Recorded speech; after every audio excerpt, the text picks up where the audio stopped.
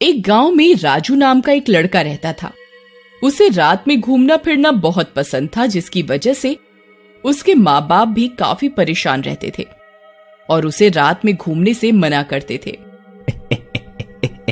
माँ तुम भी ना फालतू में डरती हो, भूत वूत कुछ नहीं होता, और मैं तो वैसे भी आपका बहादुर बेटा हूँ।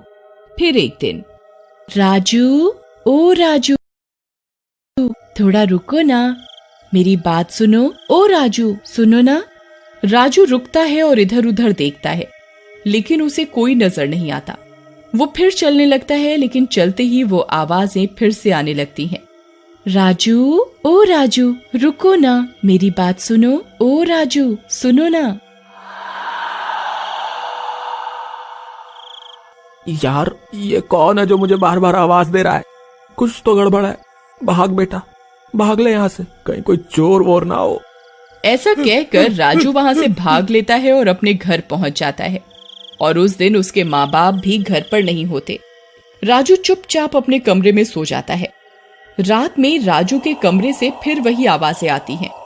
राजू, ओ राजू, रुको ना, मेरी बात सुनो। ओ राजू, सुनो ना। ये आवाजें सुनकर राजू की नींद खुल जाती है, लेकिन राजू जैसे ही उठता है, उसके बेड पर उसके पैर के पास एक चुड़ैल बैठी होती है,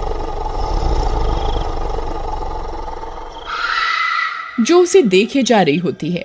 राजू काफी घबरा जाता है, लेकिन ना डरने का झूठा दिखावा करता है और जोर से बोलता है, कौन है? फिर चुड़ैल राजू के बेड से उठकर खड़ी हो जाती है और उड़कर ऊपर दीवार से चिपक जाती है।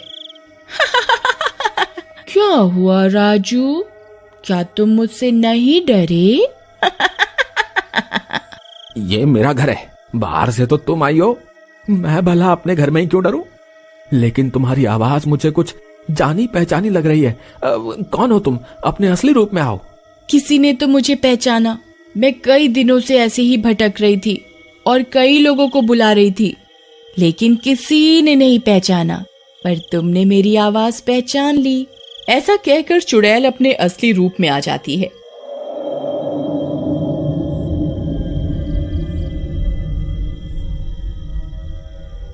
उसे देखकर राजू पहचान जाता है।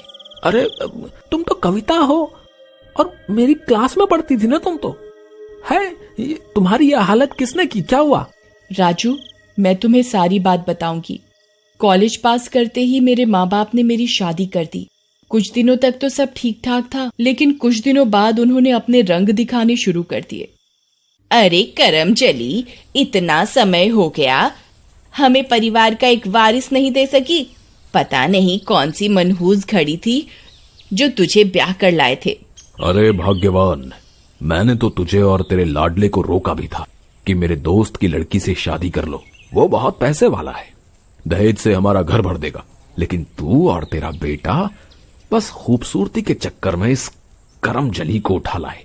कविता रोने लग जाती है और रात में अपने पति सोमेश को सब बताती है।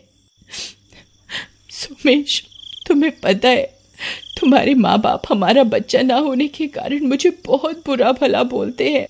तुम उन्हें मना करो ना, अगर हमारा बच्चा नहीं हो रहा तो मेरा क्या दोष। एक तो बच्चा दे नहीं सकती, ऊपर से मेरे माँ बाप की बुराई करती है। ऐसा कहकर सोमेश कविता को वहीं लात और घूसे से पीट देता है। कविता का पूरा शरीर लहूलुहान हो जाता है, जिसके कारण वो अगले दिन सुबह नहीं उठ पाती। अरे महारानी उठेगी भी, या आज हमारा भी व्रत रखवाना है? भगवान ने शक्ल दी है बस, काम की न काज की, दुश्मन अनाज की। चल उठ। कविता जैसे तैसे उठती है और घर के काम निपटाती है। धीरे धीरे ये मार पिटाई और गाली गलौज रोज का काम हो जाता है। कविता ये सारी बातें अपनी माँ को बताती है। बेटा देखो, हम तो गरीब हैं, चाहकर भी कुछ नहीं कर सकते, फिर तेरी 2 बहनें और हैं ब्याहने को। ये कहकर कविता की माँ भी वहां से चली जाती है। अब कविता को पता चल जाता है कि उसका इस दुनिया में कोई नहीं है। उसी रात कविता के सास ससुर और सोमेश मिलकर एक योजना बनाते हैं। लेकिन पापा, ये कविता मुझे तलाक नहीं देगी। मैंने इसे इतना मारपीट लिया, लेकिन ये मुझे नहीं छोड़ती। फिर जाएगी कहाँ? इसके घर वाले भी तो भूखे नंगे हैं, और नंगा नहाएगा क्या और निचोड़ेगा क्या? तुम दोनों यहाँ बैठे बैठे बातें बनाओ बस। मैं ही कुछ करती हूँ। इसके बाद सोमेश की माँ उठती है और कविता को उसके बालों से पकड़कर किचन में ले जाती है। माँ ये क्या कर रही हो? प्लीज छोड़ो।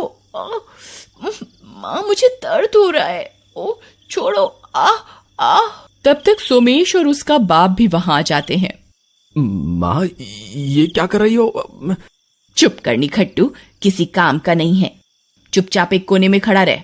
ऐसा कहकर सोमेश की माँ कविता के ऊपर एक बोतल से पेट्रोल डालकर आग लगा देती है। भगवान के लिए छोड़ दो मुझे। सोमेश बचाओ मुझे बहुत दर्द हो रहा है। लेकिन सोमेश उसकी एक नहीं सुनता और थोड़ी ही देर में कविता का कंकाल उन तीनों के सामने पड़ा होता है।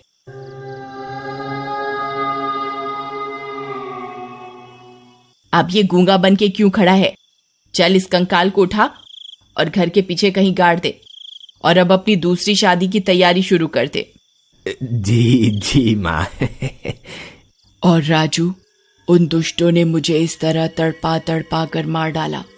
उन दुष्टों ने किसी बाबा का दिया हुआ ताबीज पहना हुआ है, जिसके कारण मैं उन्हें छू भी नहीं पा रही। प्लीज मेरी मदद करो। सच में कविता, तुम्हारे साथ बहुत बुरा हुआ है। मेरी आंखों में आंसू आ गए। मैं तुम्हारी मदद करूंगा। अगले दिन राजू एक बाबा का भेष बनाकर सोमेश के घर पहुंचता है। वहां सोमेश की माँ अकेली होती है। अलख निरंजन, बाबा को कुछ भीख दे दे बेटा। बाबा हर किसी के घर नहीं जाता। लगता है बहुत पहुंचा हुआ बाबा है। बाबा मुझे और पैसा चाहिए।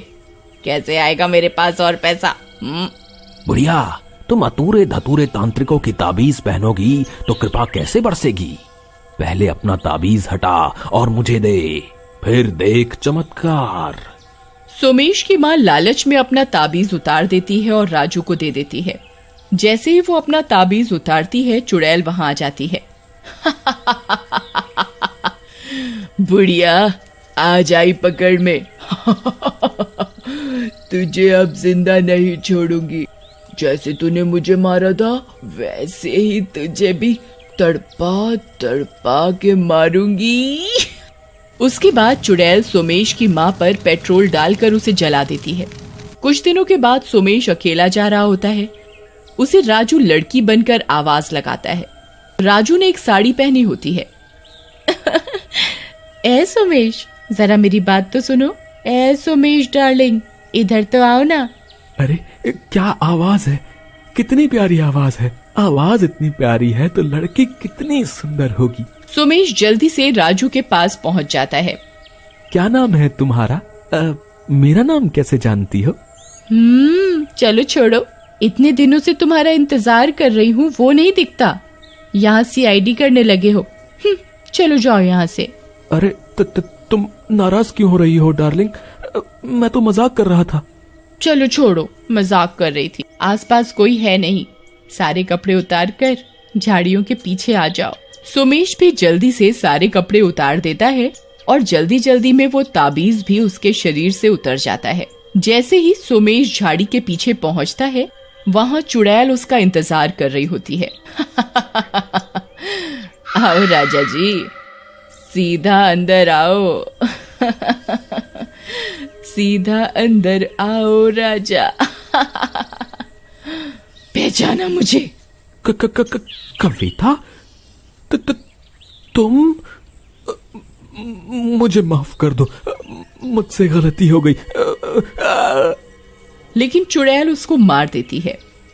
कविता, मेरे ख्याल से तुमने अपना बदला ले लिया है। लेकिन राजू, अभी एक दुष्ट जिंदा है। उसे भी तो उसके किए की सजा देनी है। उसके घर के 2 लोगों को तुम मार चुकी हो। उसे अब पुलिस के हवाले कर देते हैं। अकेला जेल में सड़ेगा, और फिर तुम्हें भी तो इस संसार से मुक्ति दिलानी है। ठीक है, जैसा तुम्हें ठीक लगे राजू। उसके बाद राजू कविता के कंकाल के बारे में पुलिस को बता देता है। पुलिस सोमेश के बाप को पकड़कर ले जाती है और अंतिम संस्कार के बाद कविता की आत्मा भी आजाद हो जाती है।